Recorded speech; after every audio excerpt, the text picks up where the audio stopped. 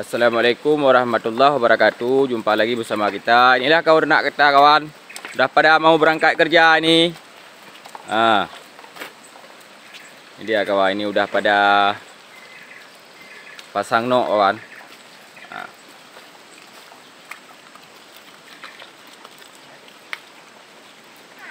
Ini baru diajarin kawan.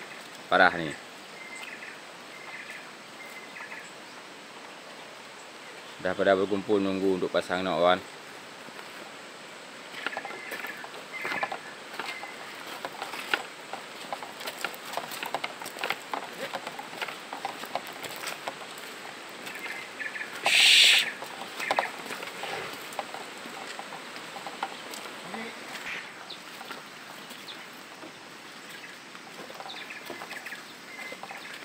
Begini caranya kawan.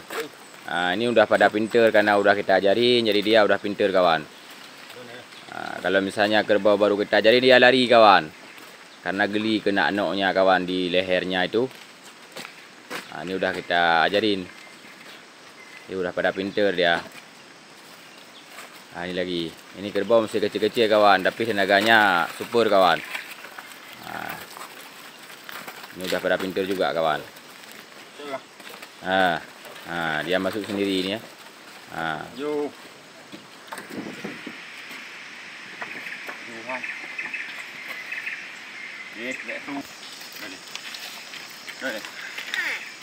Oh, dong ini.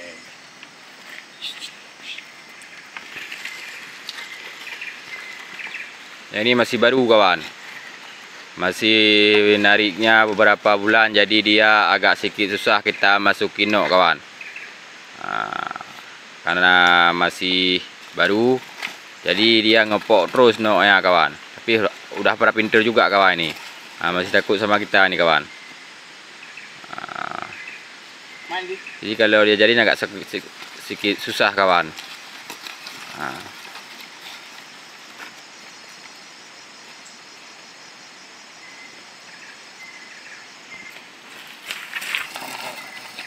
Kalau kita ajari kawan harus ada 2 orang kawan. Kalau misalnya 1 orang nggak sanggup kawan. Ini masih baru.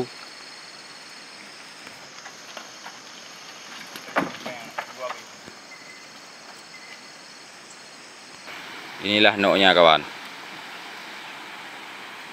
Ini kita masukkan yang ini kawan.